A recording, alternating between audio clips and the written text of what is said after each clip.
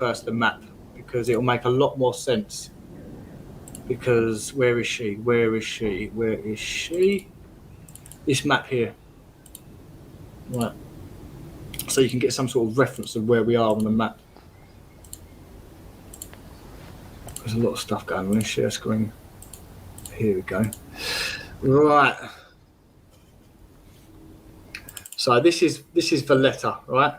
And the part that we're on about, and I just showed you, is this section here. Can you see it where it goes in like that, zigzag?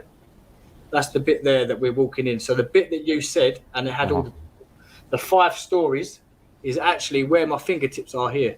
Yeah, where my fingertips are on the map is that little section there. So it goes up 5 stories. So now you know that the whole of this structure is 5 stories high, minimum. All right? No, not minimum, maximum. And the same this side. This side is minimum though, 5 stories, because it actually goes higher. So this one is. So this was one structure, right? And this is another structure. And we are going. My tour is actually in the middle of all this. So wow, that perfectly answers the question, and that's a perfect way of displaying it. Yeah, it's the gap between 2 mega structures. Exactly. It's actually called a ditch. In Malta, as a tourist attraction, it's called a ditch. Mm-hmm. But one other thing I've noticed, and I'm gonna say this now as well. This is exclusive. It probably won't mean nothing to no one, but to me, it's the whole world. All the stuff in red that you see in red, all of this are running around the star faults and all these blocks here. All these blocks, all the red stuff is apartments. Really? Right? This is from 1694. This map, 1694. Now I used to live in this block here. I used to live in that block. And I've spent my whole time going around this area. This is why I know this area so good. So now I know that this is a block because I lived in it, and I know these are all blocks. These are, when I mean blocks, I mean like blocks of roads, right? Not blocks of houses, blocks of roads. So again, blocks. Now when you go along all this here, you start noticing that they're all entrances. Same with this side, they're all entrances on this side. And then when you come to Manawatu Island, you go around the ditch there. But it's actually in the middle of 2 structures. So this here is a structure. You wouldn't believe it. And this is a structure. This is the ditch. It's crazy to think that. Isn't it? But that's what it is. This is a structure. All of that outline. And this is a structure, the red bit. The yellow part is the ditch. Crazy. Absolutely. Just like here, the yellow part is the ditch. The red part is the living part. No one told me this. This is just what I've worked out from using this map and going around everywhere. Right. So all the stuff in the red, apart from this, looks like a hospital, but it might even be like I don't know, accommodation. But all the stuff in the red is apartments, and it's apartments cut into the star faults, and it's apartments. Oh wow! In blocks, all right. So now I've said that, you probably have the Maltese government right on the case now, blocking everything up. Someone told me not to mention it, but I couldn't help but not mention it. Like, that's a massive thing that I've worked out.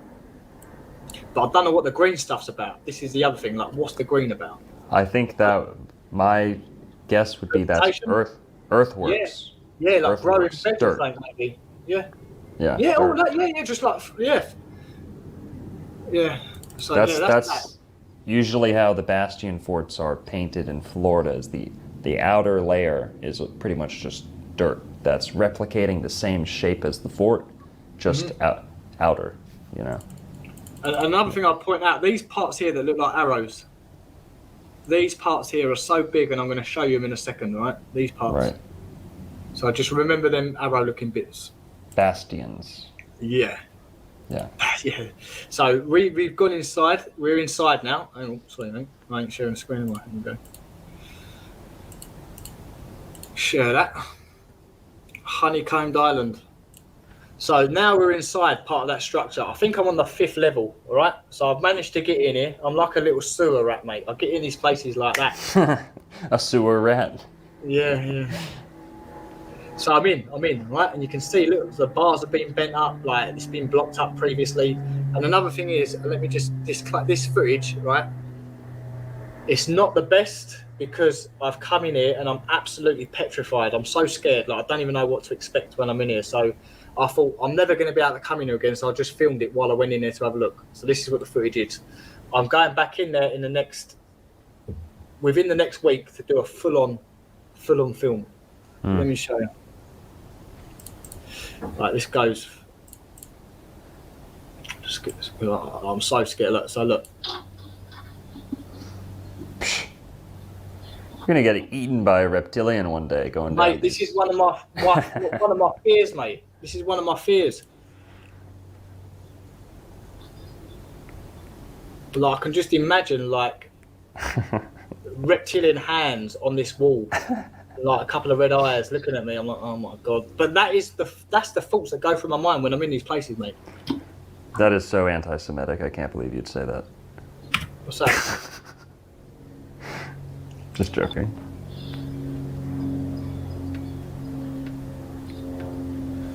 That's crazy, man. Are you usually by yourself? I gotta ask. I'd say about 80% of the time. That's an old battery there, but not that old. My hand is from the 60s.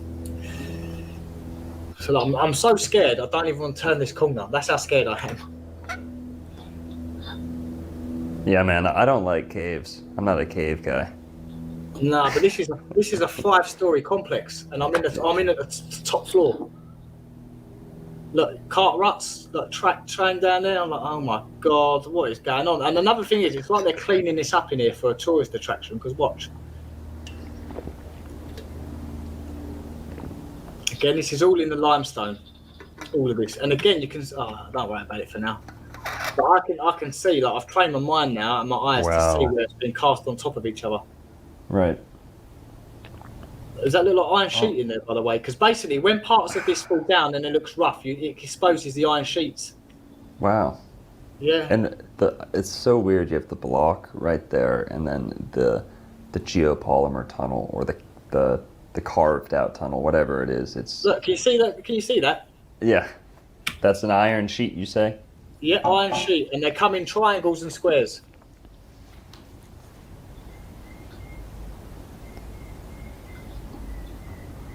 This is humongous, mate. Honestly, when I was in here, I was shaking.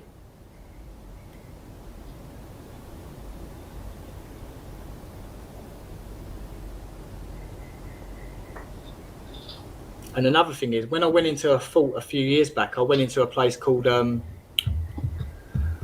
I can't remember the name of it, but anyway, I went into Delamara Starfall. So I went inside the Starfall all on my own, right? Managed to get in the ditch. Ditch is 30 foot. Get in the ditch, up the ditch, into the Starfall.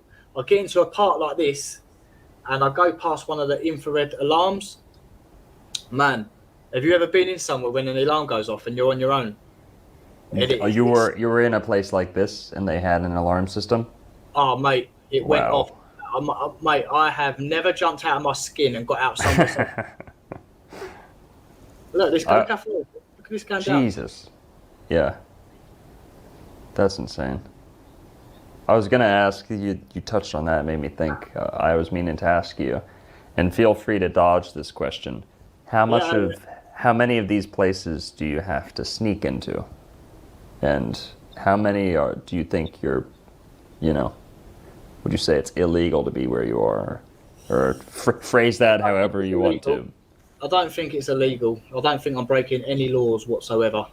Okay. Agreed. We'll just keep it there. Yeah. You ever been asked to leave somewhere?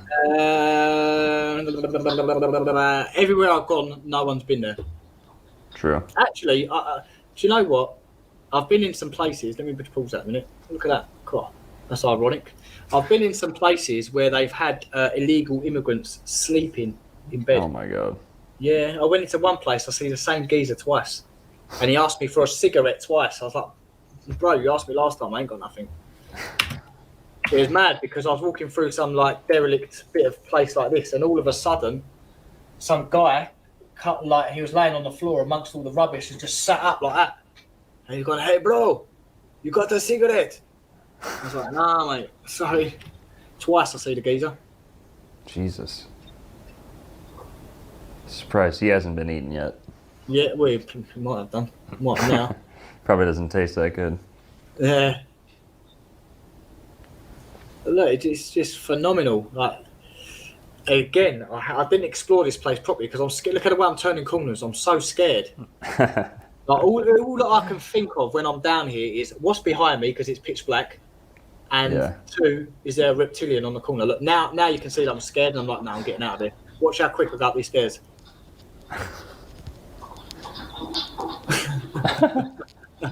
See ya. That's funny.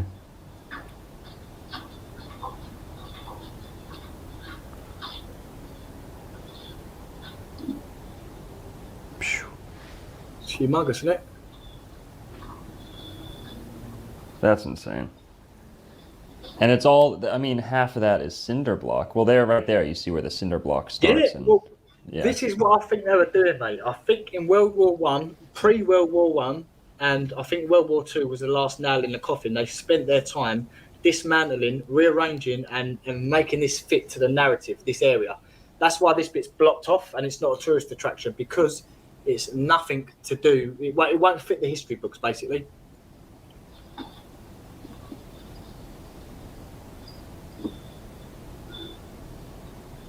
Shout out to Paul for taking the plunge, man.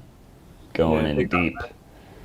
Big up, brother. He's fighting the universal fear of the dark, being alone, going deep underground. All you name it. Not only that, I'm subject to subliminal programming to do with reptilians, mate. When you do alternative history research, you come across reptilians so many times, mate. I'm not saying I'm a believer in them. I'm saying I've come across that so much that it does make me wonder when I'm down in these places. Definitely makes me wonder.